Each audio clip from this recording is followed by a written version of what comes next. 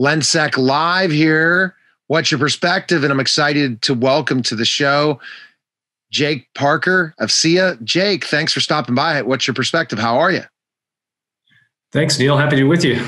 Oh, yeah. Yeah. It's a cold time of year for us, especially in Pittsburgh and all over the country. I guess even in Texas, they're going through some stuff too. But our topic today, which, it started in a conversation we had before, Jake, regarding facial rec with a certain situation was going on in the state of New York. And we thought, well, let's just go with jumping with this topic of what facial recognition is, because again, we see, CSI or all those different technology shows where, really are we at the latest type of things to say, oh, we were able to identify their face through facial recognition regarding cameras or some sort of device. So can you define, first of all, what is facial recognition? I think the simplest way to explain this is it's basically a photo comparison technology. So it's photos, whether it's taken on the spot or a still photo from a video or a photo that's on file. It's a technology that compares photos and tells you how similar they are. So facial recognition really is defined into two different types of applications. One is verification, which also known as authentication, where it answers the question, is this person who they say they are? So someone who's already enrolled, verifying that this is the identity. And then the other application is identification. So often used to help identify an image of an unknown person, whether they're in a database that's used by the system. And a lot of times that's a great way for authorities or the security department to find the perpetrator very quickly, right, with facial rec. Yeah, and really, there are so many different applications. They can be very complex. You've got ranging from literally opening your smartphone. Apple products use the facial recognition technology to do that, all the way to, as you mentioned, criminal investigations trying to more accurately and faster identify suspects in a crime, or even witnesses or victims of a crime. And it's so important, because without that technology, the perpetrator will end up getting away, or the specific person that was involved in an incident, there's no proof who that person is. Correct? Right. And there's so just to source the background, as far as in the United States, the law enforcement has been using the technology for about 10 years. And it's been used in hundreds of thousands of cases. There are actually many success stories of cases that would never have been solved without the assistance of the technology. Missing persons cases, cold cases, things like that. There really is a track record, of success there.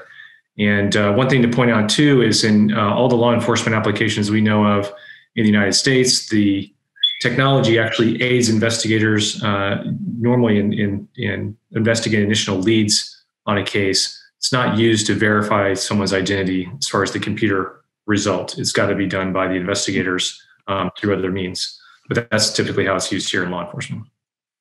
Interesting. And when you think about specifically enough, what are people's thoughts on facial recognition, especially what has the research shown? So there's been some controversy in recent years about the technology. And I think really, it's kind of in two areas. One is people are concerned about the potential use of the technology to increase government surveillance of citizens. And we've seen many technologies in this way in other parts of the world that we don't want to see happen here. And then there's also been a lot of questions about the accuracy of the technology. Unfortunately, a lot of that's been based on some misconceptions and some misinterpretation of research that's out there. But I think what has another reason why we were talking about this more now than we were before is the technology has gotten so accurate over the past 3 years, even that it's opening up more commercial applications and more government applications that weren't contemplated before because of its performance. And as far as what people think about the technology, we actually at SIA commissioned one of the leading independent research polling firms to conduct a public poll of Americans this last summer. And they talked to 1,000 Americans, a demographically representative sample from all different parts of the country, and found really overwhelming support for use of the technology, especially when it explains some of the very specific current ways the technology is being used, as distinguished from kind of the hypothetical ways we've seen like in the movies, about how the technology is used. Exactly. So, 70% support use of the technology, think it'll make the country safer. Interestingly, about 70% also support its use in ways that would make their workplaces safer, which really deals with the whole different set of uses surrounding access control and security systems. 63% support the ability of homeowners to use the technology in their home security systems to open their doors and things like that. So there is a wide level of support across different use cases.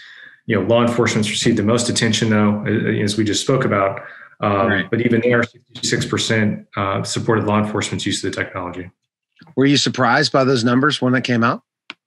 I was, because if you were only reading the media narrative about the technology, unfortunately, you're not going to get the facts.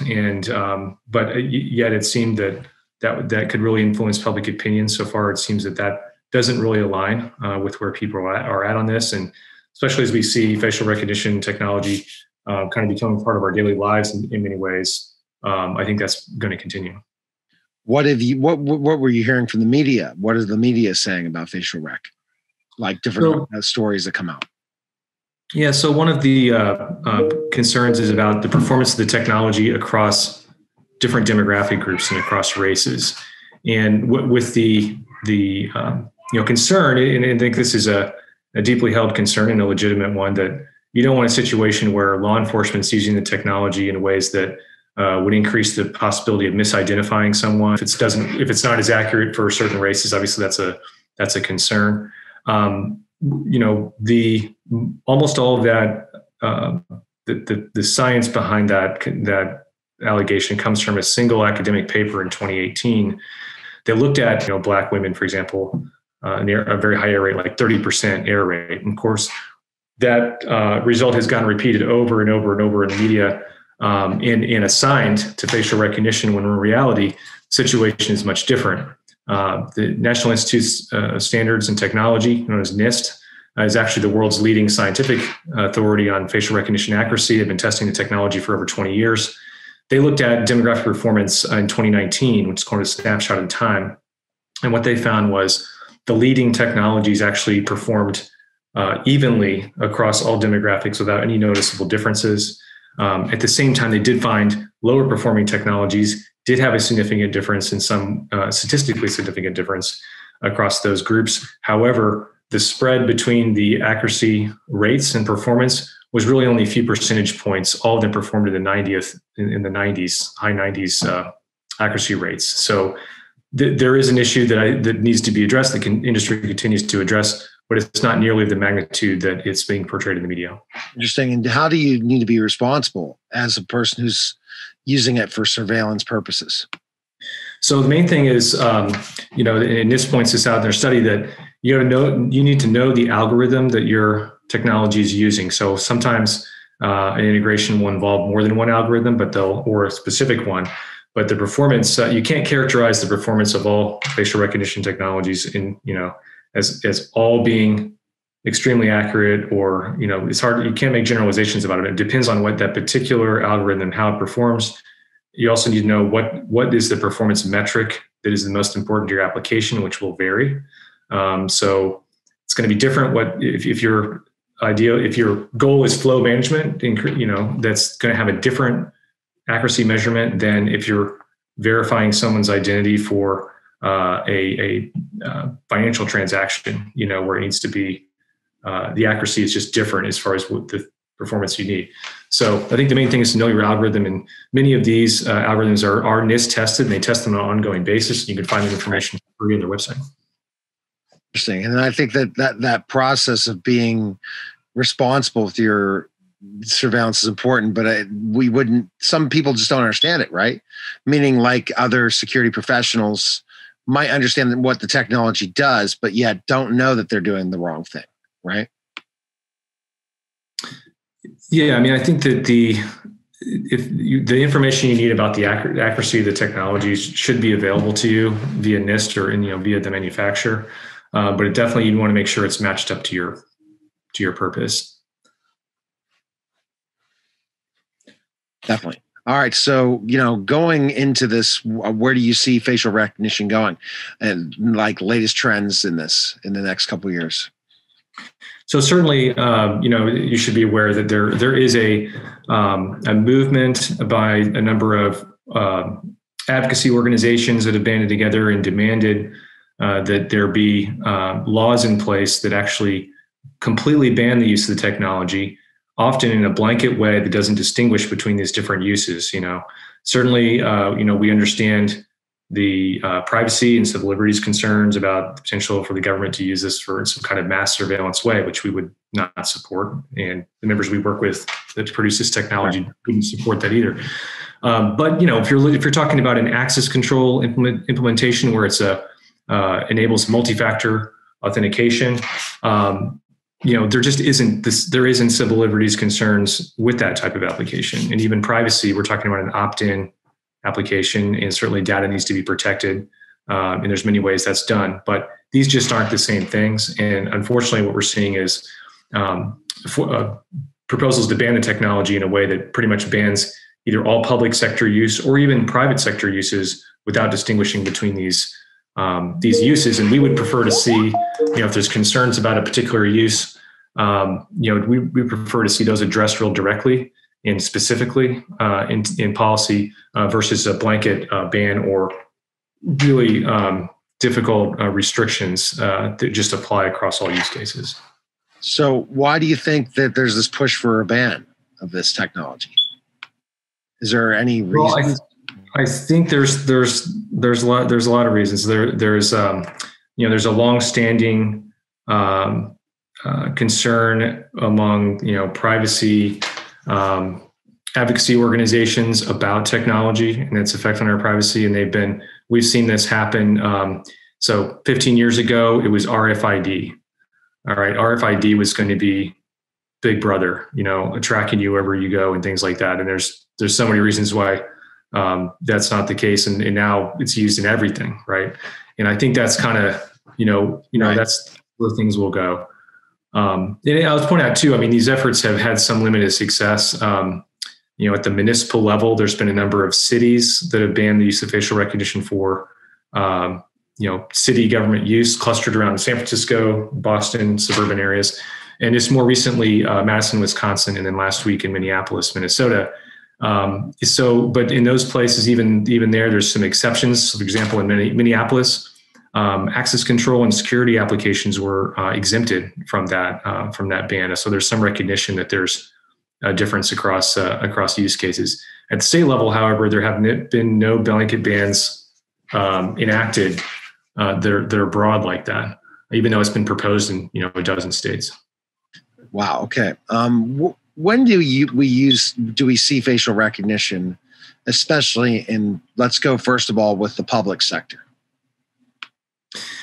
Yes, in the public sector, I talked about the law enforcement history also, even longer than that. So more than 10 years ago, many of our driver's license issuance agencies and ID issuance agencies have used this to make sure that there's no fraud occurring in their issuance. So people aren't creating legitimate IDs, but on false identities, and that fuels all kinds of criminal activity. Drug activity, human trafficking. I mean, you name it. That is what's needed to propel a lot of that criminal activity. So that's longstanding use. Just about every state uses facial recognition in their driver's license issuance agency. But I think emerging or other public sector uses, I know. Certainly for access control and security, that's a growing area. I think we've seen more growth in the commercial sector for those uses than the government sector so far. But as we're now recovering from the pandemic, there are actually a number of facial recognition enabled applications that are going to become really important, and it's really taken off in the private sector of being able to prove your identity, but also provide proof of your vaccination or COVID test results.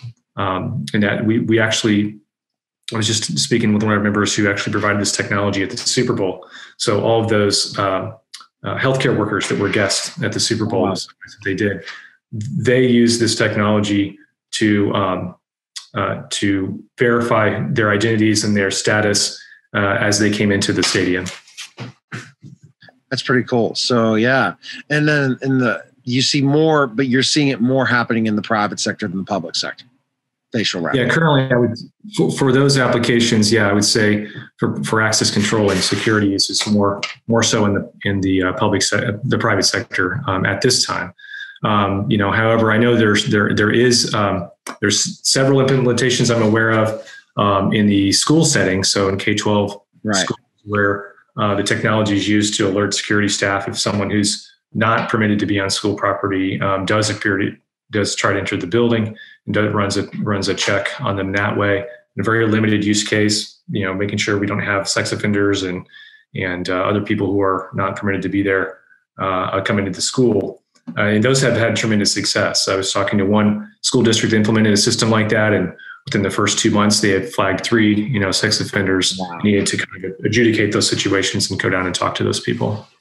And also looking at for an active shooter situation, that will be also utilized really well in schools, especially if they've had violent activity and we're kind of tracking to see what they're doing, right? To make sure, and then that they don't come to this building because they have certain offenses. Not a criminal record could be another reason to use facial recognition, right? Especially someone entering a school that shouldn't be on school grounds. Sure, and I think that's one of the things. There's kind of this misperception by some that using the technology is there to track students or to police students, and that's really not how it's being used currently in those projects. And it's based on a threat assessment process that occurs completely outside the technology. Every school district it has a threat assessment process of some form, that gets information from the local community, from the local police department, but also from their own information about folks that they need to watch and to make sure they don't come on the school property. Very interesting. And so thinking about, we talked about, again, the public sector, school districts. Does this happen in any other public sector? Do you see a lot of facial recognition cameras on, like in the streets and stuff? Not yet, because that's the big cry, right? Not to have those. Especially, how you have cameras in certain municipalities. They're not really facial rec ones, are they? So there's actually not that many municipalities that actually own and operate their own surveillance networks, like in urban environments, but there are some, and I'm not aware of any that are running facial recognition as part of those systems. But and again, like I said, law enforcement uses are really forensic. They're not real-time surveillance applications right now, and we haven't spoken with any law enforcement folks that are really wanting to do that, to go that direction. But that is an important distinction. I think one other public sector area is mass transit. I think there's some benefit in addressing emergency situations, or threats of some kind that someone makes there, or even finding missing people. So you have all these articles available on the CO website. So the latest trends, different articles, different things, people can go to where, Jake? Sure. Yeah. So go to our website, securityindustry.org, and go to policy issues and facial recognition. We've got the results of our poll. We've got a myths versus facts document. We've also released a principles for responsible and ethical use that we hope can guide policymaking in this area, and many other resources. Your hope in a lot of ways is that don't fear technology in the continue, because it's going to help security in the long run, right? Yeah, look, we don't want to see a ban on technology that has very real and proven benefits. But we think we can address the concerns about the potential uses of the technology in public policy that does just that without completely banning the use of the technology. And I think that's the way things should go. Well, Jake, thanks again for stopping by. I look forward to having you on much more on different topics in security. Anything new coming up that you want to talk about with SIA? Any new news to report? We'll just we have a conference called the Government Summit. We'll be doing it in 3 parts virtually this year. So be on the lookout for information about that. It'll be April, June, and September. We'll be talking about policies that affect the deployment of security solutions, so including facial recognition, but many others as well. Awesome. Well, definitely have you back. Thanks again, Jake, for stopping by. Thank you. All right, guys, that was What's Your Perspective, LENSEC Live. Go to lensec.com live to check out all the information. I appreciate you guys, and tune in next week for another great What's Your Perspective. Take care.